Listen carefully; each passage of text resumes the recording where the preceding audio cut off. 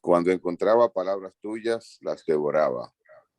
Tus palabras eran mi gozo y la alegría de mi corazón, porque tu nombre fue pronunciado sobre mí, Señor, Dios de los ejércitos. Amén.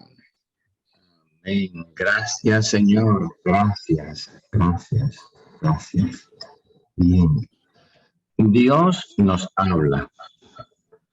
Y cuando Dios nos habla, lo importante es que nosotros le entendamos, le comprendamos y sobre todo que descubramos qué es lo que Dios quiere. ¿Qué Dios quiere cuando nos habla? ¿Qué quiere Dios cuando nos habla? Eso nosotros tenemos que definirlo en una sola palabra: la voluntad de Dios. ¿Cuál es la voluntad de Dios? Cuando encontraba palabras tuyas, las devoraba. Esta es la palabra clave de esta breve lectura. San Francisco de Asís tenía una manera interesante de aceptar la palabra de Dios, sumamente interesante, en el sentido de que San Francisco de Asís no ponía interpretaciones. Por ejemplo, voy a poner un ejemplito sencillo. San Francisco de Asís decía: amar a Dios y al prójimo. Y decía él: miren, si usted quiere devorar esa palabra, no la interprete, cúmplala, punto. Dios dice: amar a Dios con todo tu corazón, con toda tu alma, y al prójimo como a ti mismo. Eso no necesita interpretación. Entonces, cuando encontraba palabras tuyas, las devoraba. Eso significa que nosotros no tenemos que interpretar mucho la voluntad de Dios. ¿Por qué? Porque la voluntad de Dios es que nos amemos. Punto. Haga el esfuerzo de amar a Dios y al prójimo.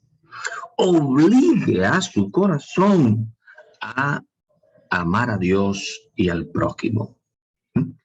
Y usted encontrará esto: el gozo y la alegría de su corazón. ¿Por qué? Porque Dios quiere que nosotros hagamos su voluntad. Vuelvo a insistir: hay cosas en la Sagrada Escritura que no hay que interpretarlas. ¿Qué habrá querido decirnos Dios cuando nos dijo: amen a Dios y al prójimo como a ti mismo? ¿Qué habrá querido decir Jesús? Déjame pensar eso, a ver cómo yo lo interpreto, cómo le saco algún beneficio, cómo la acomodo, cómo acomodo esta palabra para medio amar. Y a veces hay que reconocer que somos falsos ateos cuando comenzamos a interpretar las palabras, a acomodar la palabra de Dios. Nos convertimos en falsos ateos y falsos cristianos. Eso somos. Somos falsos ateos porque vamos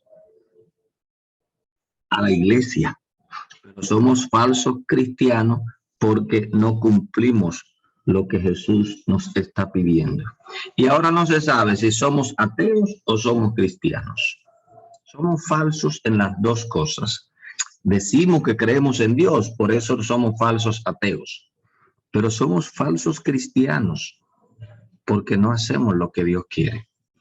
Cuando encontraba palabras tuyas, las devoraba. Devorarlas significa hacerlas mías. Hacerlas mías, comérmelas, hacerlas mías, cumplirlas.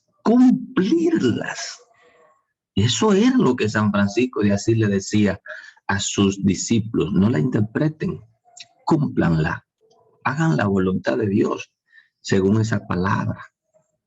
Amen al prójimo, no acomoden la palabra de Dios. Y entonces encontrarán la alegría de vivir el gozo de la existencia.